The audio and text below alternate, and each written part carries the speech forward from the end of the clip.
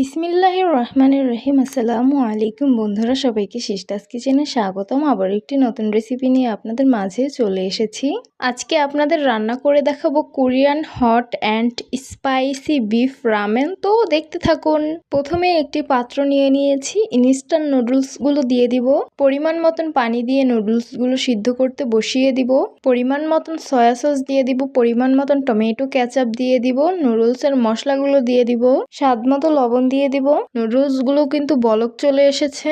সবকিছু একটু নেড়ে মিশিয়ে নিব। আমি নুডলসের কিন্তু পানিটা ফেলবো না। আমি যেহেতু রামেন রান্না করছি, রামেনটা কিন্তু একটু ঝোল টাইপেরই থাকে। পরিমাণ মতন চিলি ফ্লেক্স দিয়ে দিলাম। আমি একটু বেশি স্পাইসি খাবো, সেই জন্য একটু বেশি পরিমাণ দিয়ে দিয়েছি।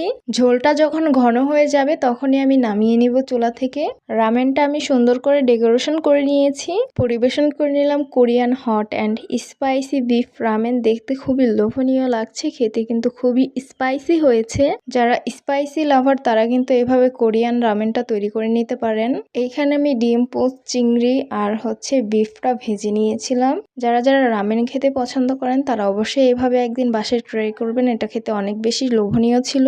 ডিম পোস্ট দিয়ে রামেন খেতে কিন্তু খুবই মজা লাগে আমার কাছে, তাই আমি সবসময় রামেন রান্না করলে ডিম পোস্ট করি। তো আশা করছি আমার আজকের রেসিপি আপনাদের কাছে অনেক অনেক বেশি ভালো লাগবে। ভালো লেগে থাকলে আমার ইউটিউব চ্যানেলটি সাবস্ক্রাইব করবেন, আর যারা আমার ফেসবুক পেজ থেকে দেখছেন পেজটিকে ফলো করবেন। সবাই অনেক বেশি ভালো থাকবেন, সুস্থ থাকবেন, আর সিস্টার্স কিচেনের সাথেই থাকবেন। আবারও কথা হবে কোনো নতুন ভিডিওতে। তাহলে আজকে এই পর্যন্তই। আল্লাহ হাফেজ।